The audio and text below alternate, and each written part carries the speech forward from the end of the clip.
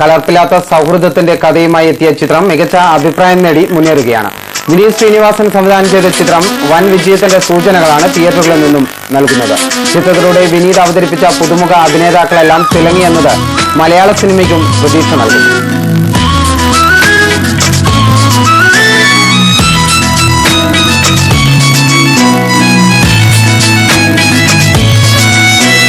മംഗലം കൂടാൻ ഞമ്മളുണ്ട് ചങ്ങായി, ഇന്റെ മംഗലം കൂടാൻ ഞമ്മളുണ്ട് ചങ്ങായി.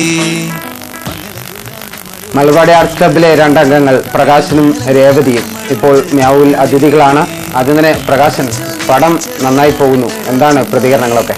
നല്ല പ്രതികരണമാണ് കിട്ടുന്നത്. ഇപ്പം ആദ്യമായിട്ട് അഭിനയിച്ച ഫിലിം തന്നെ ഇങ്ങനെയൊരു റെസ്പോൺസൊക്കെ തിയേറ്ററിൽ നിന്ന് കിട്ടുന്ന ഒരു സന്തോഷമുണ്ട്. ഒരുപാട് പേര് വിളിക്കുന്നുണ്ട്, ഒരുപാട് നാൾ കൂടി നല്ലൊരു മലയാള ചിത്രം കാണാൻ സാധിച്ചതിൽ സന്തോഷിക്കുന്നു എന്ന് പറഞ്ഞ് ഒരുപാട് കോൾസൊക്കെ വരുന്നുണ്ട്. രേവതിക്ക് എന്താണ് പറയാനുള്ളത്?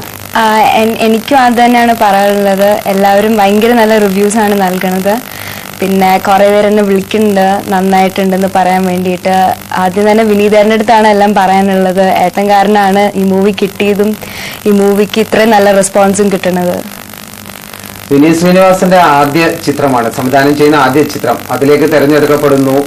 അതിനുശേഷം ഷൂട്ടിംഗ് പുരോഗമിക്കുന്നു. ചിത്രം തിയേറ്ററുകളിൽ എത്തും മുമ്പ് വരെ ഇങ്ങനെയൊക്കെ പ്രതീക്ഷിച്ചിരുന്നോ ഈ ഒരു സ്വീകരണം?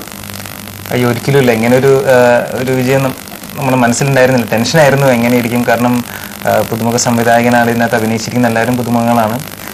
അഭിനേതാക്കൾ മാത്രമല്ല, ഇതിൻ്റെ പല ഫീൽഡിലുള്ളവരും ആദ്യമായിട്ടാണ് ഒരു ഫിലിം ചെയ്യുന്നത്. അപ്പോൾ ഇതിൻ്റെ ഔട്ട്കം എങ്ങനെ വരുന്നുള്ളതിനെ കുറിച്ച് ഒരു ടെൻഷൻ ഉണ്ടായിരുന്നു. പക്ഷേ എല്ലാത്തിനും വിപരീതം. ഒരുപക്ഷെ സൗഹൃദത്തിന്റെ എപ്പോഴും കാണുന്ന മുഖങ്ങൾ തന്നെയാണ് ചിത്രത്തിലുള്ളത്. ആ ഒരു ചട്ടക്കൂട് പുനർനിർണയിച്ചിട്ടുമില്ല സംവിധായകൻ. അതുകൊണ്ട് തന്നെ ഈ ഒരു ചിത്രത്തിലേക്ക് വരുമ്പോൾ പ്രകാശൻ ആലോചിച്ചിരുന്നു ഇങ്ങനെയൊക്കെ കൂട്ടുകെട്ടുണ്ടാകും? കാരണം പ്രകാശൻ ആലുവയിലാണ് വീടെന്നാണ് പറഞ്ഞത്. ആലുവയിൽ ഇത്തരത്തിലുള്ള ഒരു സൗഹൃദവും മലർവാടി ക്ലബ്ബ് പോലുള്ള സമാനമായ ക്ലബ്ബൊക്കെ ഉണ്ടോ? സമാനമായ ക്ലബ്ബില്ല, പക്ഷേ ഇതിനെ റിലേറ്റ് ചെയ്യുന്ന ഒരുപാട് കാര്യങ്ങൾ ആലുവയിലുണ്ട്. ഇപ്പം ഞാൻ എൻ്റെ ഒരു 15 വയസ്സ് വരെ ഞാൻ വളർന്നത് ഇപ്പം ആലുവയിലെ സെൻറ്റ് ഡൊമിനിക് പള്ളിയുടെ മുമ്പിൽ വെച്ചാണ്.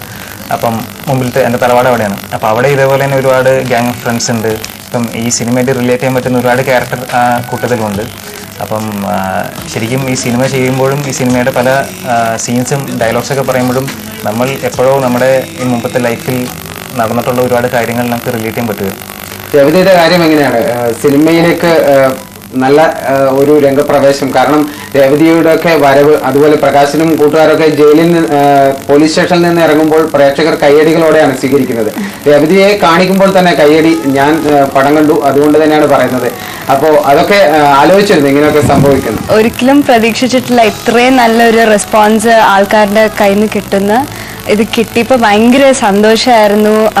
നമ്മളെല്ലാവരും പുതിയ ആൾക്കാരാണ്, ആദ്യമായിട്ടാണ് ഈ ഫീൽഡിലേക്ക് വരുന്നത്. ഇത്ര നല്ലൊരു ചാൻസും കിട്ടിയതിന് ഭയങ്കര അധികം നന്ദി പറയുകയാണ്. ഈ സിനിമയിൽ നേരത്തെ പറഞ്ഞതുപോലെ ജീവിതവുമായി ഒരുപാട് ബന്ധമുള്ള കുറെ കഥാപാത്രങ്ങൾ, പരിസരം പരിചയമുള്ളതാണ്. അതുകൊണ്ട് തന്നെ ഇത്തരത്തിലുള്ള ഒരു സൗഹൃദത്തിന്റെ കൂട്ടത്തിൽ തന്നെയാണോ ഇപ്പോൾ സിനിമയ്ക്ക് ശേഷവും സിനിമയ്ക്ക് മുമ്പും പ്രകാശൻ ജീവിക്കുന്നത്?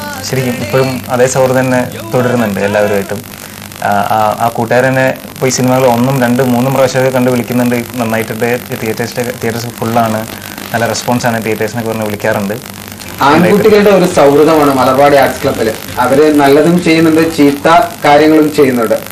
രേവതി എങ്ങനെയാണ് ഈ ചിത്രത്തിലെ കഥാപാത്രങ്ങളെ, അതായത് പ്രകാശന ഉൾപ്പെടെ ചെയ്ത കഥാപാത്രങ്ങളെ നോക്കിക്കാണുന്നത്? അവരുടെ ഒരു അവസ്ഥ എപ്പോഴെങ്കിലും ജീവിതത്തിൽ കണ്ടുമുട്ടിയിട്ടുണ്ടോ? ആൺകുട്ടികളുടെ ഇത്തരത്തിലുള്ള ഒരു കൂട്ടം ഇഷ്ടം പോലെ എൻ്റെ സ്കൂളിൽ എൻ്റെ ഗ്യാങ് ഓഫ് ഫ്രണ്ട്സിൽ തന്നെ ഉണ്ട് ഇങ്ങനത്തെ ആൾക്കാർ. ഇവർ ഓരോ സീൻ ചെയ്യുമ്പോഴും എപ്പോഴും നടന്ന ഒരു സംഭവമായിട്ട് എപ്പോഴും ഞാൻ റിലേറ്റ് ചെയ്യാറുണ്ട്. അപ്പം ഇതൊക്കെ നടക്കുന്ന സംഭവമാണ്, ഭയങ്കര റിയലിസ്റ്റിക് ആണ്. ഓരോ സീനും ഓരോ ഷോട്ടും നമ്മളെ ജീവിതത്തിൽ നടന്നതും എപ്പോഴെങ്കിലും നടന്നിട്ടുണ്ടോ നമ്മുടെ ജീവിതത്തിൽ, എല്ലാവരുടെയും ജീവിതത്തിലും. ദിലീപാണ് ചിത്രം നിർമ്മിച്ചത്, ആലുവക്കാരനാണ് ദിലീപും. അതുകൊണ്ട് അങ്ങനെ എന്തെങ്കിലും ഒരു കൺസിഡറേഷൻ, ഒരു പരിഗണന പ്രകാശൻ ലഭിച്ചിട്ടുണ്ടോ? ഇല്ല, അങ്ങനെ കൺസിഡറേഷൻ ഒന്നും ആരോടും അങ്ങനെ കാണിച്ചിട്ടില്ല. ഇപ്പം എല്ലാവരോടും ഒരേപോലെ തന്നെയാണ് പ്രൊഡ്യൂസർ എന്ന നിലയിൽ ദിലീപേട്ടനൊക്കെ പെരുമാറിയിട്ടുള്ളത്. തമിഴിലൊക്കെ ഉണ്ടായിട്ടുള്ള ഒരു സിനിമയുടെ ഒരു മാറ്റമുണ്ട്. ആ ഒരു മാറ്റത്തിന്റെ ഒരു കാഹളം മലയാള സിനിമയിൽ, മലയാളത്തിന്റെ തിരശ്ശീലയിലേക്ക് വരുന്നു എന്നാണ് ഇപ്പോൾ മലർവാടി ആർട്സ് ക്ലബ്ബും അതുപോലെ സമാനമായ അപൂർവ രാഗമൊക്കെ ചൂണ്ടിക്കാട്ടുന്നത്. ഈ ഒരു മാറ്റം മലയാള സിനിമയ്ക്ക് എത്രത്തോളം ഗുണം ചെയ്യുമെന്നാണ് പ്രേക്ഷകൻ എന്നുള്ള രീതിയിൽ പ്രകാശ് വിലയിരുത്തുന്നത്? മലയാള സിനിമയിൽ ശരിക്കും പറഞ്ഞ ഒരു റെവല്യൂഷൻ വരേണ്ട ഒരു സമയമായി. പുതുമുഖങ്ങൾ ഇപ്പം നടന്മാർ മാത്രമല്ല, എല്ലാ രീതിയിലും എല്ലാ ഫീൽഡിലും പുതുമുഖങ്ങൾ വരേണ്ട സമയങ്ങളാണ്. ഇപ്പം ഈ കഴിഞ്ഞ വെള്ളിയാഴ്ച ഇറങ്ങിയ 2 പടങ്ങൾ പുതുമുഖങ്ങളുടെയാണ്.